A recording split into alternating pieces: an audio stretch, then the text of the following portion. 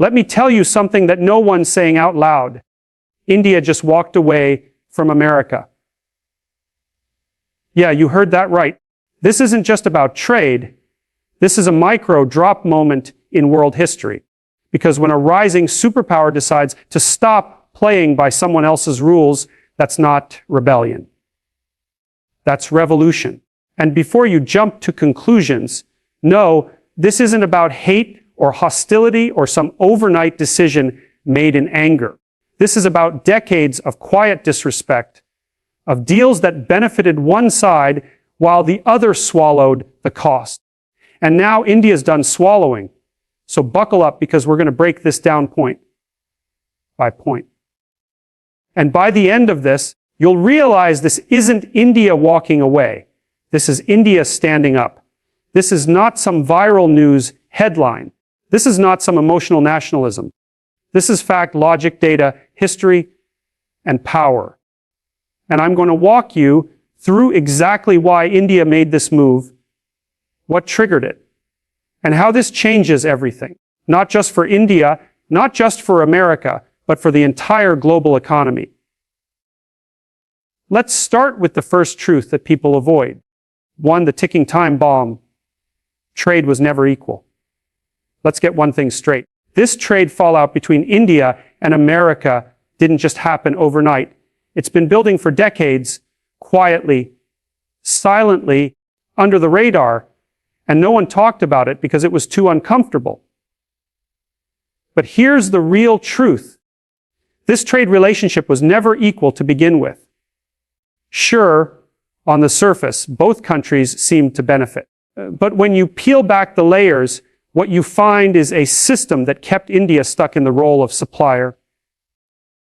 Cheap labor, raw materials, low-margin exports, while the US dominated with high-end technology, pharmaceuticals, and defense equipment. It was never a level playing field.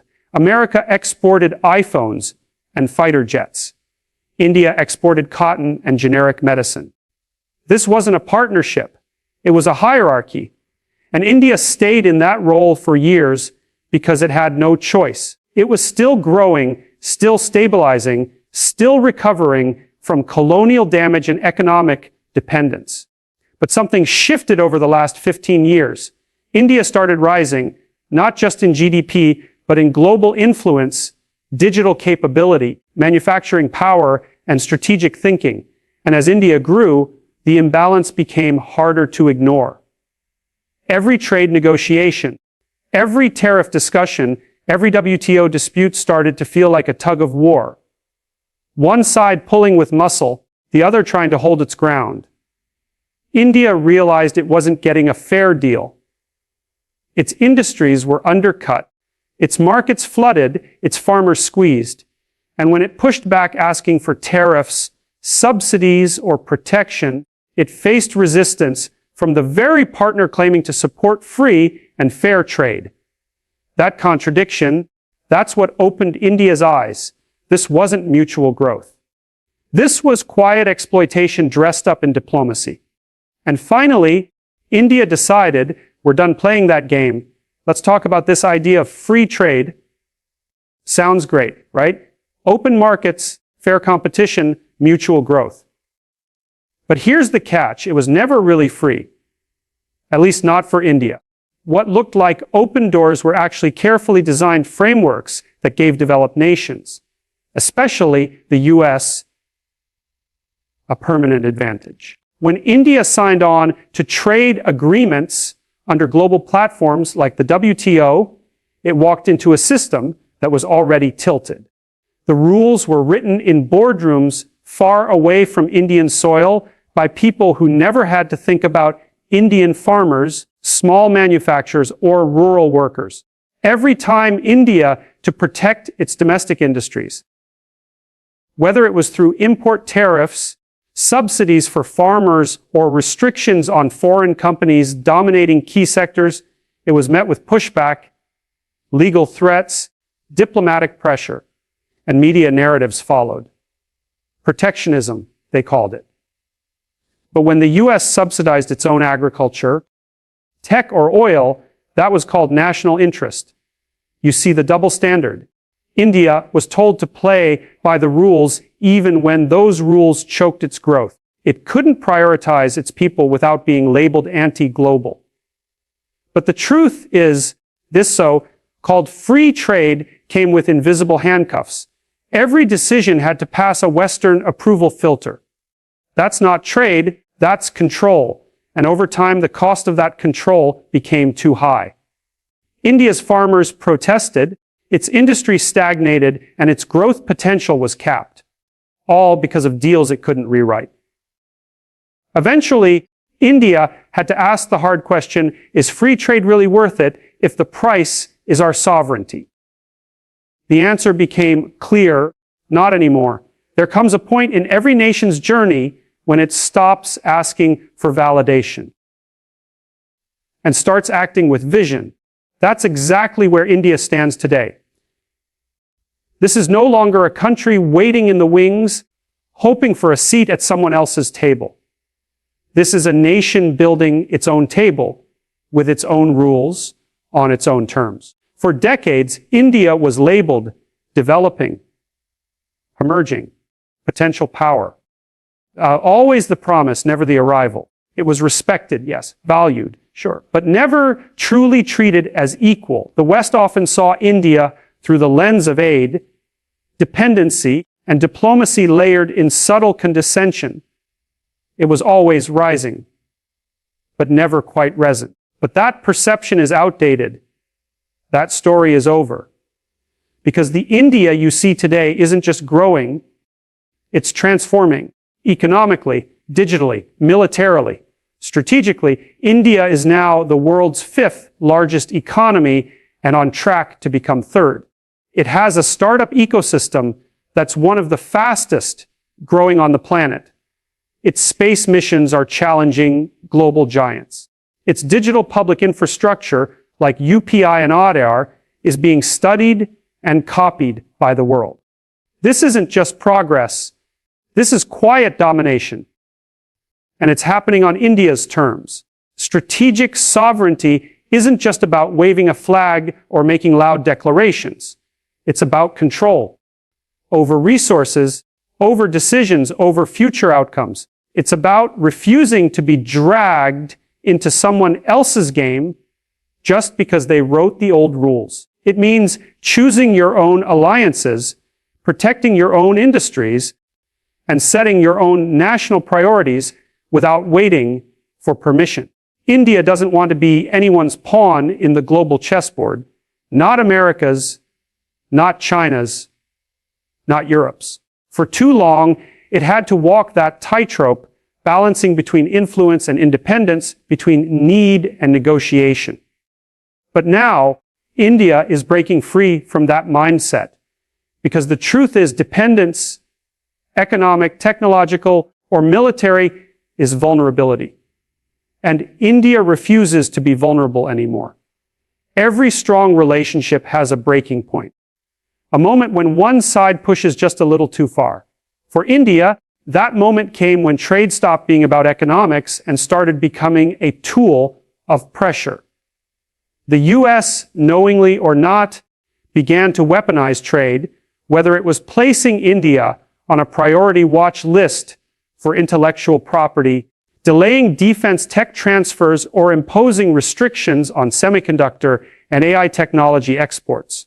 The message was loud and clear: cooperate on our terms or face consequences.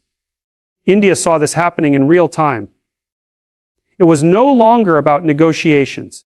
It was about conditions. The US began using access to critical technologies as leverage. Want that drone tech? Agree to our strategic demands. Want semiconductor support? Shift your alliances. This wasn't partnership. It was coercion. India, which has always balanced its foreign policy with a focus on autonomy, felt that pressure closing in. Then came the red lines, when India refused to take sides in geopolitical conflicts, or when it continued energy deals with nations under Western sanctions. The retaliation started through trade restrictions, delays, silent punishments. And India realized this wasn't sustainable. It couldn't build its future around a partner willing to turn off the tap the moment New Delhi made an independent decision. This wasn't paranoia, it was reality. Other nations had faced the same treatment. Economic bullying masked as diplomacy. India watched, learned, and drew a line in the sand. The final straw wasn't a tariff or a policy. It was the realization that dependency is vulnerability. And India, a nation built on resilience, refuses to be vulnerable. That's why it started pulling back, quietly, strategically. Because trade should be a bridge, not a leash. When India decided to walk away from its trade dependency on America, it didn't do so blindly. This wasn't a reckless exit. It was a well-calculated shift. The idea that India would suffer without US trade ties is outdated thinking. Today's India has options, and it's using them. In fact, instead of shrinking, India's global trade footprint is expanding, just not through the usual Western pipelines. India has been steadily building stronger ties with BRICS nations like Brazil, Russia, China, and South Africa, focusing on trade in local currencies and bypassing the dollar where possible. It's deepening connections with Southeast Asian countries through the ASEAN framework, signing new trade agreements that actually respect mutual interests. Africa, long overlooked by the West, is becoming a strategic partner for Indian pharmaceuticals, infrastructure, and education exports. Even Latin America is on India's radar, offering untapped markets hungry for diversification. This diversification isn't just smart, it's powerful. It gives India bargaining power, flexibility, and the ability to absorb shocks. If one trade lane slows down, another one opens up. Unlike in the past, India isn't stuck waiting for a green signal from Washington to move forward. And let's be clear, global corporations are still investing in India. From Apple to Tesla to Google, the world sees India as the next big market. Regardless of its US trade stance, supply chains are relocating here. Data centers are being built. India isn't isolating itself. It's positioning itself as the hub. The truth is India didn't cut off trade. It rerouted it away from dependency toward opportunity. And that single move is what's making nations pay attention.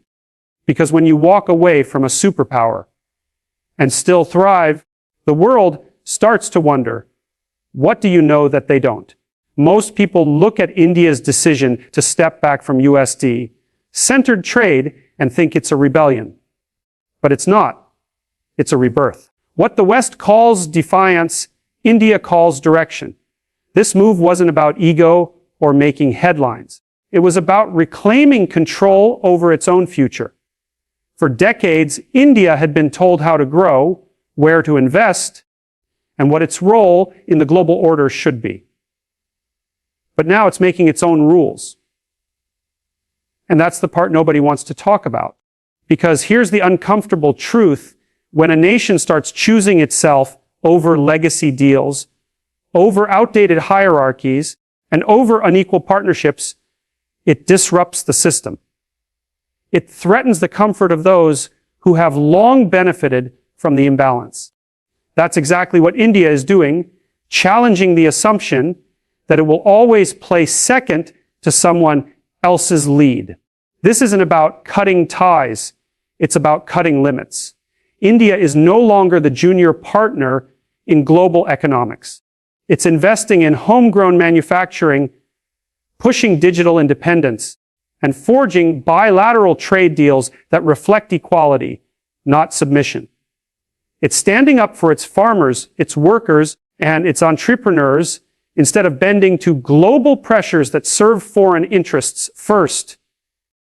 That kind of clarity, that kind of confidence, it scares the old guard. But for India, it's liberating. Because for the first time in modern history, India isn't reacting to global shifts, it's creating them. And when you make moves that bold, you don't need to explain yourself. You let the results speak. India's trade pivot isn't a retreat. It's a declaration. We know who we are, what we're worth, and we're not waiting for anyone's validation anymore. So here's the truth no one's telling you. India didn't end trade with America out of fear. It didn't walk away because it was weak. It walked away because it was finally strong enough to do so. This was not an exit. This was an evolution. India has stepped into its own power economically, diplomatically, and strategically. It's no longer asking for approval. It's setting the pace. It's writing its own rules. And that shift, it's not just historic. It's unstoppable. Because when a country finds its voice after decades of being underestimated, the world doesn't know how to handle it. But India does. And it's just getting started. If this opened your eyes to the real game behind global trade, don't forget to like, share, and subscribe for more deep fluff breakdowns on how India is changing the world one bold move at a time. Drop a comment below. Do you think India made the right call? Let's talk about it. Your voice matters here.